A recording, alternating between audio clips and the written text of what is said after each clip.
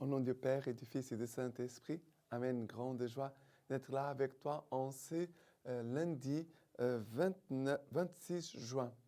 Et nous commençons la semaine, nous commençons avec la Lectio Divina, avec la parole de Dieu, pour laisser Dieu vraiment passer devant nous et nous conduire à travers sa parole.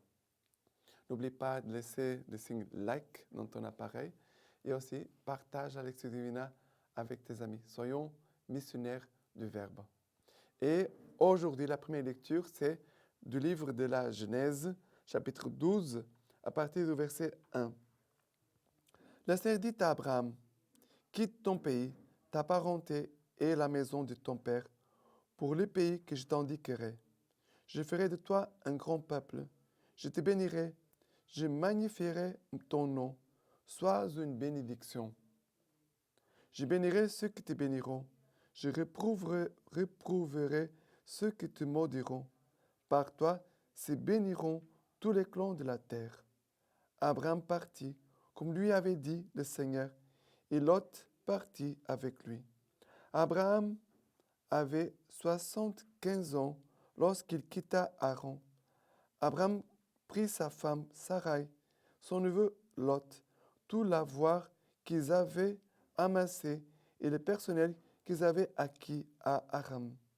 Ils se mirent en route pour le pays de Canaan, et ils y arrivèrent. Abraham traversa le pays jusqu'au lieu saint de Sichem, au chêne de Morée. Les Cananéens étaient alors dans le pays. Le Seigneur apparut à Abraham et dit, « C'est à ta postérité que je donnerai ces pays. » Et là, Abraham bâtit un autel au Seigneur qui lui était apparu. Il passa de là dans la montagne, à l'orient de Bethel, et il dressa sa tente, ayant Bethel à l'ouest et Haï à l'est. Là, il bâtit un autel au Seigneur et il invoqua son nom. Puis, de campement en campement, Abraham alla au Negueb. Alors, nous voyons ici, c'est le début, on pourrait dire, de notre histoire, de notre salut. Comment Dieu qui existait depuis toute l'éternité, Dieu qui a tout créé, un jour, il prend l'initiative de venir parler à un homme appelé Abraham, qui avait 75 ans. Ce n'était pas un jeune plein de vigueur, d'enthousiasme, d'énergie, de capacité. Dieu a choisi un moyen très fragile pour une grande œuvre que Dieu voulait faire. Première chose, Dieu a l'initiative de choisir des moyens très fragiles pour manifester la grandeur de son projet, de son salut. Et qu'est-ce que Dieu dit à Abraham? La première chose, c'est quitte. Dieu n'a pas dit, voilà Abraham, que je t'ai choisi, tu es très spécial. Non, Dieu dit quitte. Pour suivre un chemin avec Dieu, il faut quitter quelque chose toujours. Ça veut dire qu'il y a quelque chose qu'il faut renoncer, il faut quelque chose qu'on abandonne, qu'on laisse tomber. Ça veut dire qu'il faut savoir perdre. Il faut savoir renoncer. Bien sûr qu'il y a des choses de l'ordre de notre péché, mais il y a aussi des choses que Dieu peut nous demander pour pouvoir les suivre mieux. On pourrait dire comme ça. Abraham a dû quitter son pays, sa parenté, tout, pour pouvoir mieux répondre à son appel, à l'appel de Dieu. Et Abraham va partir avec ce qu'il avait. Ça veut dire Sarai, sa femme, il n'avait pas d'enfant, avec son neveu Lot, et Dieu va dire, pars vers les pays que je t'indiquerai. Ça veut dire que Dieu n'a pas tout montré dès le début. Dieu seulement a dit, marche, et je te montrerai au fur et à mesure là où tu dois y aller. Parce qu'ici, on voit les choses d'une façon bien résumée. Mais Abraham partit sans savoir où il allait. Et Abraham n'a pas demandé à Dieu des conditions. Alors, je vais te suivre, mais il faut telle chose, telle chose, telle chose. Non. Abraham, c'est notre père dans la foi. Abraham, c'est le modèle de l'homme de foi, d'obéissance et de soumission à Dieu. Il va partir. Et c'est beau, Dieu va dire, je ferai de toi un grand peuple, un homme stérile, qui n'avait pas d'enfant. Je ferai de toi un grand peuple. Je te bénirai, je magnifierai ton nom, sois une bénédiction. Quand Dieu appelle quelqu'un à le suivre, à tout quitter, à se consacrer à lui, Dieu nous dit cela aussi à chacun de nous. Je ferai de toi un grand peuple, je te bénirai, je magnifierai ton nom, sois une bénédiction. Dieu veut faire de chacun de nous un homme, une femme de bénédiction. Par toi seront bénis tous les clans de la terre. Par toi seront bénis toutes les tribus du monde. Ça veut dire que Dieu a choisi une personne et à partir de cette personne, Dieu va verser sa grâce puissamment pour que cette grâce puisse arriver à beaucoup de personnes. Dieu ne va pas bénir seulement Abraham ou sa famille. Dieu va bénir Abraham, sa famille, mais tout le peuple de la terre. Et Abraham obéit, il partit comme lui avait dit le Seigneur, et Lot partit avec lui. Et voilà qu'ils vont marcher petit pas, petit pas, petit pas, petit pas, et vers le pays de Canaan. Ça veut dire qu'à un moment va se préciser ce qu'est la volonté de Dieu, ce qu'est le pays où Dieu attendait Abraham. Dieu pendant qu'on est en chemin, pendant qu'on marche dans la foi, pendant qu'on marche dans l'obéissance, Dieu va nous parler et va nous préciser son appel, sa volonté. Et comme ça, Abraham va arriver à Canaan et va s'installer au chêne de Morée. Et qu'est-ce qui se passe? Quand il arrive là-bas, Dieu apparaît à nouveau. Regardez, Dieu apparaît au début de la marche. Voilà, quitte. Maintenant qu'il est arrivé là où Dieu l'attendait, le Seigneur lui dit, c'est à ta postérité que je donnerai ces pays. Ça veut dire que Dieu confirme l'appel, la vocation d'Abraham. Dieu, voilà, confirme, encourage. Et à ce moment-là, Abraham va bâtir un autel pour manifester ce lieu appartient au Seigneur. Car l'autel, ce n'est pas pour nous, les hommes. L'autel, c'est pour Dieu. C'est un signe de la présence de Dieu en ce lieu. Dieu est là, il est avec moi. Je ne suis pas seul.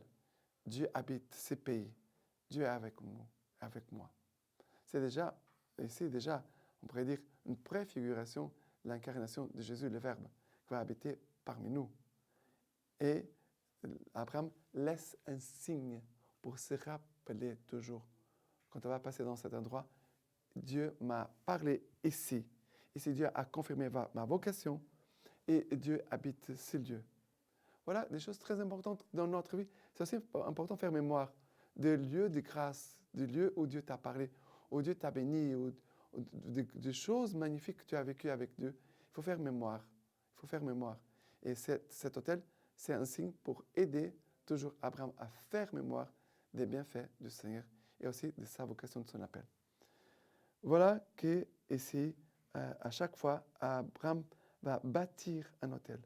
Quand il arrive en Negev, là encore, il dressa sa tente ayant Bethel à l'ouest et Haï à l'est. Ça veut dire bien précis, bien précis. Les choses de Dieu sont bien claires.